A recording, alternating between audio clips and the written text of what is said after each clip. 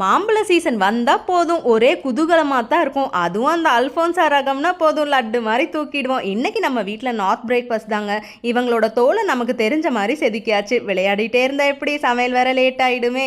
எல்லாரும் கொலை பசியில் இருக்காங்க. மாம்பழத்தை சின்ன சின்ன பீசஸாக கட் பண்ணி ஏலக்காய் விதை, வெல்லம் மிக்சரில் ஒரு சுற்றிட்டு ஒரு டம்ளர் தண்ணியை ஆட் பண்ணி அடிச்சுட்டா அம்ரஸ் ரெடி.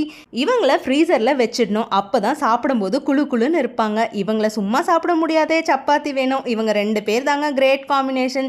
சப்பாத்தியை கல் சைஸுக்கு தேய்ச்சா 2 சாப்பிட்ற இடத்துல 1 சாப்பிட்டாலே போதும். சாஃப்ட்னஸில் மட்டும் காம்ப்ரமைஸ் ஆகக்கூடாது, பஃப்னு இருக்கணும். ஸ்வீட் சாப்பிட்டதுக்கப்புறம் காரம் கண்டிப்பாக சாப்பிடணும். ஒரு கேஸில் தாலும் ஒரு கேஸில் ஜீரா ரைஸும் ரெடி பண்ணிட்டேன். காலையில் மட்டும்தாங்க நாங்கள் 4 பேர் சேர்ந்து சாப்பிடுவோம். வேலை செய்யறதுக்கெல்லாம் அலுப்புப்பட மாட்டேங்க. வெளியில் போகிற ஆம்பளைங்க வயிறு நிறைஞ்சு போகணும். அப்போ தான் நாள் முழுக்க அவங்களுக்கும் பாசிட்டிவிட்டியாக இருக்கும். ஸ்கூலெல்லாம் ஓப்பன் ஆகிடுச்சுன்னா குழந்தைங்களும் அறக்க பறக்க ஓடுவாங்க. இருக்கிற டைமை குவாலிட்டியாக ஸ்பெண்ட் பண்ணிடணும்.